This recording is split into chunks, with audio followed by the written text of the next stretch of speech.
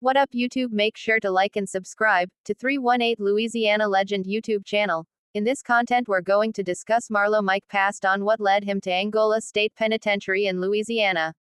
Marlo Mike, whose real name is Michael Louding. Marlo Mike was born and raised in South Baton Rouge. Marlo Mike grew up in the top of Southside Baton Rouge. Marlo Mike experienced poverty at a very young age. Marlo grew up in an apartment complex called Big D, which is now tore down. It was a rough environment for Marlo to adjust and adapt to. Marlo witnessed very violent crimes at a very tough age, which traumatized Marlo at a very young age. Marlo had no choice but to grow up so quick at a very young age. He had to learn to adjust and adapt to his surroundings so he wouldn't become a victim. He still became a product of his environment. Marlo grew up running with people like Lil Fat, Lil Ken, Ruger Reb, Lil Finn, Bleak, and many more people of South Baton Rouge. Marlo Mike and Lil Fat was best friends growing up. Marlo Mike didn't have a luxury life growing up. Marlo was picked on for being dirty and poor, so Marlo Mike had to make ends meet by any means necessary. Marlo Mike and Lil Fat start hanging together. They were real close, but the love between Marlo Mike and Lil Fat took a turn for the worst. Lil Fat felt like Marlo Mike had betrayed him. Lil Fat felt like Marlo Mike switched places and sides. Marlo started rolling with Boosie more than he did with Lil Fat. Lil Fat was the one who introduced Marlo Mike to Ghost, and Ghost introduced Marlo to Boosie. Lil Fat and Lil Boosie wasn't seeing eye to eye over on numerous situations, but Marlo Mike still roll with Boosie and not Fat. But Marlo and Fat were still cool through all the drama with what Fat and Boosie had going on at the time. Marlo and Lil Ken were still close and cool with each other. Lil Ken is Lil Fat big brother. Lil Ken was in on the Bleak hit. That's another reason why Boosie didn't like Lil Fat, cause Fat brother was in on the situation between Bleak and Marlo Mike. But Lil Fat still supported his brother and Marlo Mike too during the time. He was holding both of them down while they were incarcerated. I know that didn't sit well with Boosie at all, and Marlo Mike claims it was an accident. Bleak wasn't the target in that situation. He was just in the wrong place at the wrong time allegedly. Bleak was warned numerous times to stay from around the target.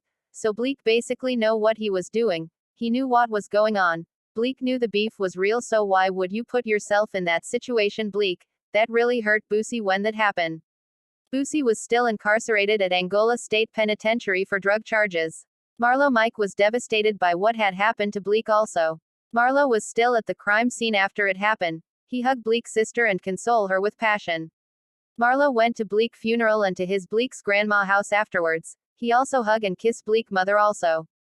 Marlo Mike was so hurt, sad about Bleak also. He wasn't the one who pulled the trigger on Bleak, he was just the driver in that situation. He had no control over what happened to Bleak. A month later he gets picked up and questioned for aggravated assault and terrorizing charges in unrelated crimes. That's when they tell Marlo Mike Boosie put a hit on head and that he need to cooperate and snitch on Boosie to save himself, and they also threatened to lock Marlo Mike family members up if he don't cooperate with them. At first Marlo Mike lied when questioned the first time about other related charges. A couple days later he came back with information on Boosie and 7 other men's. Marlo Mike made statements against Boosie and all his other co-defendants. Michael, Marlo Mike, Louding, and another man to execute Terry Boyd, a 35-year-old Baton Rouge man gunned down inside a house. It was a case that featured tales of rival up-and-coming rappers and a teenage hitman whom prosecutors portrayed as hellbent on shooting his way into Hatch's inner circle. But, in the end, just Louding ended up convicted of murder, sentenced in July 2013 to spend the rest of his life in prison. It was a remarkable turn of events, as Louding at the beginning of the case turned on his alleged former associates, cooperating with prosecutors right up until he testified at Hatch's first-degree murder trial. While in the witness chair, he reversed course and told jurors that neither he nor Hatch had anything to do with Boyd's killing. Many of Louding's former co-defendants took deals, pleading out to 15 to 20-year sentences, the final one last month, that will see some released from prison in their 30s. Without Louding's cooperation, prosecutors dismissed all of the charges against 2 men entirely. Jared Williams, accused in the April 2009 killing of Marcus, Gangsta, Thomas, and Jonathan Rogers in the April 2010 slaying of Charles, Noki, Matthews, and Darrell, Bleak, Milton. Prosecutors alleged that Louding's string of murders began in February 2009 with the killing of local rapper Chris Nussie Jackson. But after he was sentenced in the Boyd case, the DA's office dropped the first-degree charges against him in the Jackson slaying, as well as in the Thomas case and the double murder of Matthews and Milton. A second-degree murder charge against Louding in the December 2009 killing of Michael Smith was also dismissed. Louding allegedly admitted to killing Baton Rouge rapper, Nussie, whose real name was Chris Jackson, in 2009. Louding said the reason Chris Jackson was killed was because he had been disrespectful to Boosie and basically had a run-in with one of Boosie's supporters and slapped the Boosie supporters. Louding claimed he killed Nussie because of an expected $15,000 payoff. That money is believed to have come from Lil Boosie, whose real name is Torrance Hatch allegedly. Jackson, an up-and-coming rapper known professionally as Nussie, died February 9, 2009, after being shot in the head at a house at 2317 America Street. He was 33. The confession tape played in open court. Louding said Lil Boosie told a friend to stamp Nussie because of what happened in a rap club.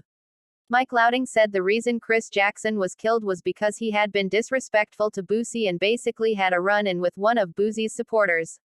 Police said Louding was very cooperative after his arrest in May 2010.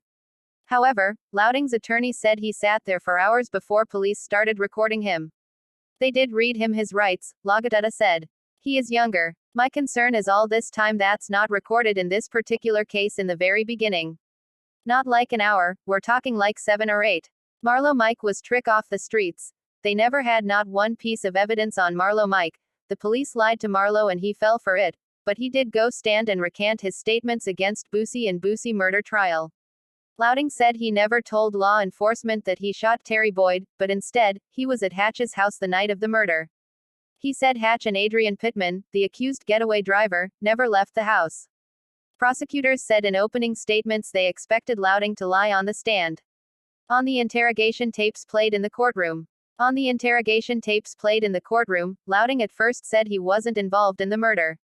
A couple of days later, when asked again, he said he did go to the house where Terry Boyd was and shot him through a window. He said he then went back to Hatch's house. He added once the phone calls came in saying Boyd was dead, Hatch paid him $2,800. I never killed Terry Boyd, Louding answered. And, Mr. Hatch never paid me to kill Terry Boyd. Cummings then played 2 phone calls between Louding and a man identified as Donkey. During those phone conversations, Donkey told Louding he can beat this and that nobody saw anything. He told Louding to he only brought up Hatch's name because he was beaten and that he was told his parents would be locked up. During questioning on the stand, when Louding did say he was told his mother and stepfather would be locked up, Cummings told him, "You're following, Donkey, script." Louding said he asked several people several times for a lawyer. The defense pointed out that when Louding was read his rights, he never answered whether he understood or not. Louding also testified that he was told by the district attorney's office and police that Hatch was trying to kill him. He said they told him the best way for that not to happen was to get Hatch off the street. Louding said he was told by police Hatch had a $25,000 contract out on him. Also at issue Tuesday was the length of time Louding was questioned. A detective testified Louding was picked up for terrorizing a young woman. They said he was questioned from noon until 10 p.m. on that day.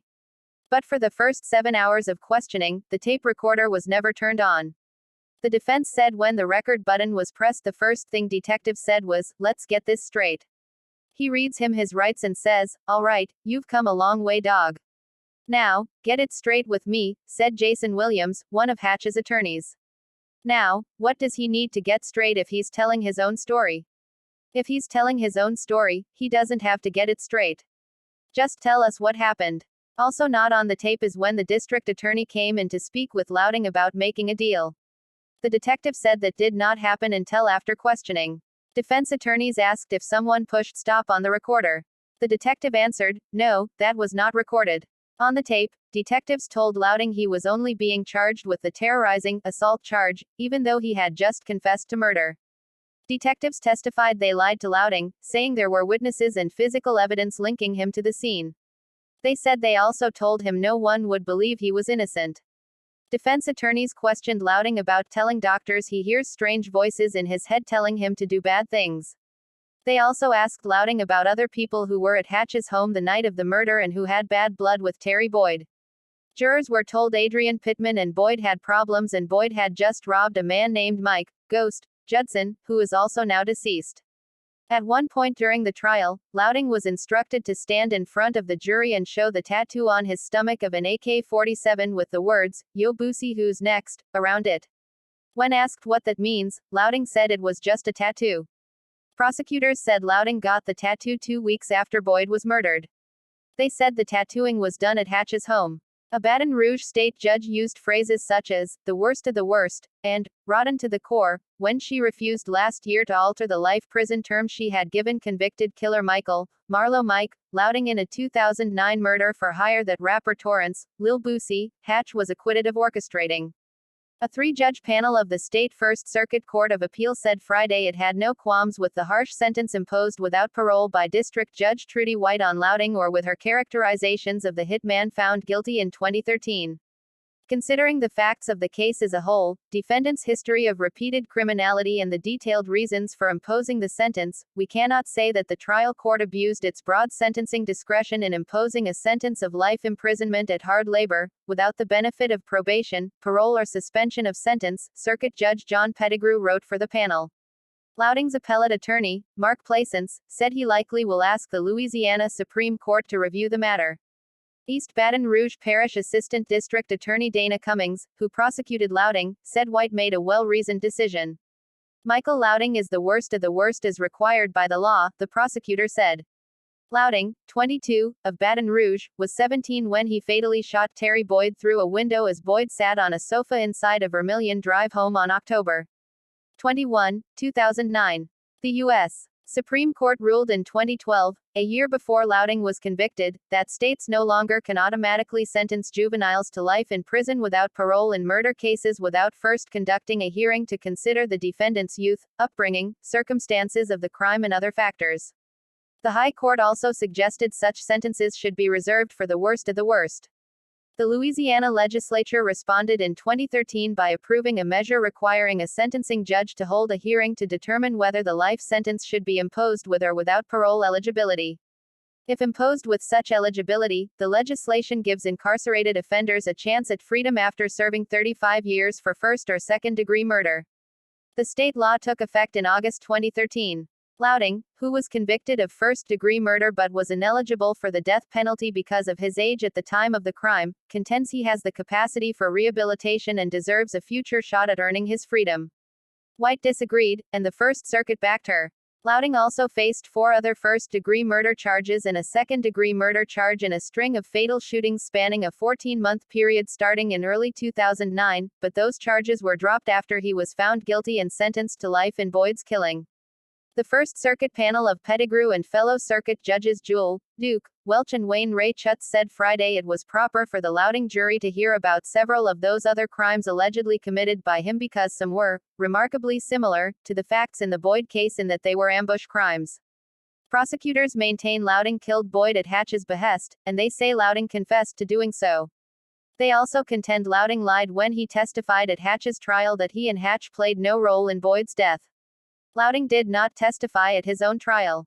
A jailed Louding wrote Hatch a letter in April 2013, saying, "I miss them good old days. I wish I was still in that world to lay the law down." The letter was introduced by Cummings at Louding's sentencing. Another Baton Rouge man, Adrian Pittman, 41, pleaded guilty to manslaughter in the Boyd case and was sentenced to 20 years in prison.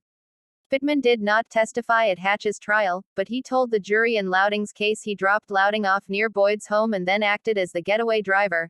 A Baton Rouge man whose testimony last month helped convict accused hitman Marlo Mike, Louding in an alleged murder for hire was sentenced Thursday to 20 years in prison.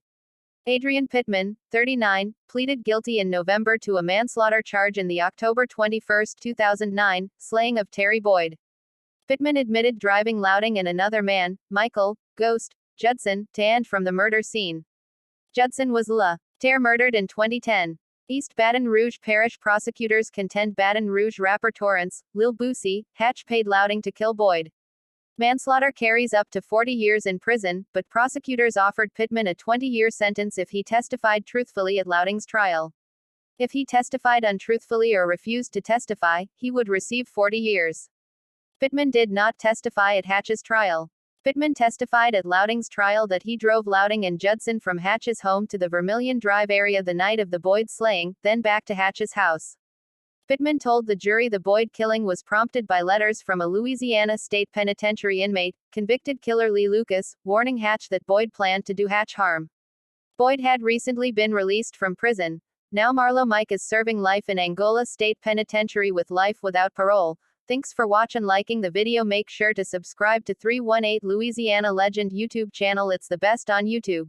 Tap in for the next video.